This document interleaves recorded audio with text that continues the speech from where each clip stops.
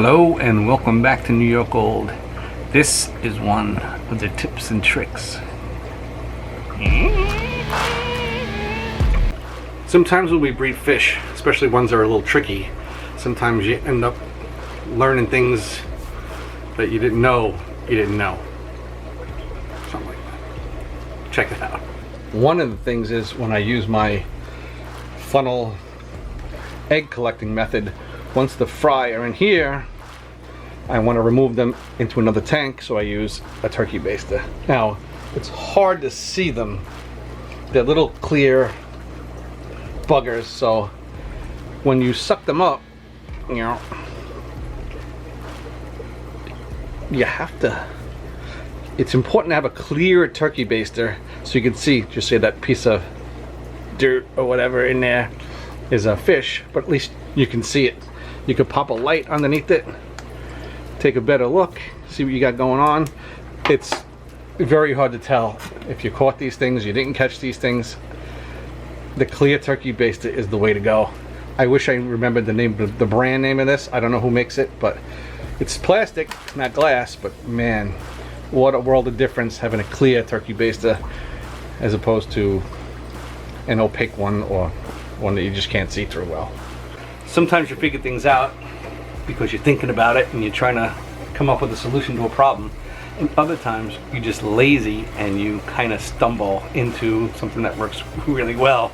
And this is one of those times. So I have this light, and when I first had eggs in here, I couldn't really see them, so I put the light down very low on the bottom, so when I eat, pass my eyeballs through, it would make the eggs glow, and I could see them very, very clearly. But because I was too lazy, I left the light back there.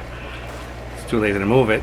Turned out to be a brilliant idea in the end. One of the hard things to do is when the fry are just starting to take brine shrimp, is just get enough brine in there that they can eat, but not too much that's going to contaminate the water.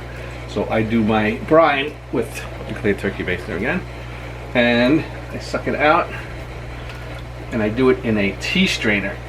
That's enough. And then I rinse the water out, and I'm left with brine shrimp. Now from here, what I do is I just take a bit on my finger, and then I feed that into the tank. And if your fingers are a little dry, it helps stick to your finger a little better. Now here's where the magic happens. I take my brine shrimp and I put it on this side of the tank. Make a nice line along the whole thing with the amount I think is good. Not too much, not too little. Everybody gets to eat. And here's where the magic happens.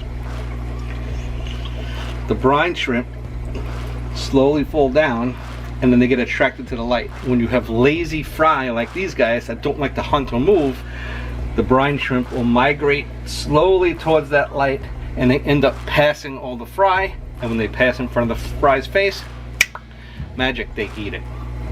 So my laziness paid off. But that's not all. The even more brilliant part of this is the cleanup, because all the brine shrimp end up at the light. Whatever isn't eaten, they just expire right there. And I know it's hard to see in that light. Let me see if I can move this a little bit.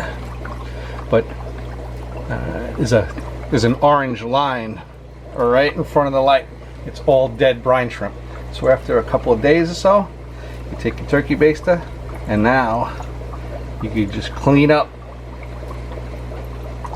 all that dead brino, dump it out, and you get the, you know, if anything's going to cause a problem in this tank, it's the dead brine shrimp. So if you can clear that out and it's all in one spot, it gives you peace of mind. Nice. Get her done. So there it is. Sometimes you run into these things, you accidentally doing, you don't even realize you're doing it. Your subconscious is just doing things, and turns out to really be working. And the turkey baster, I know it's probably going to run a little more for a clear one, but even if it's 20 bucks, it's worth every penny. It really is. So see you guys later. I'm only recording it because I never get to see it. This is proof that he's still alive. Hello, Mr. Flash.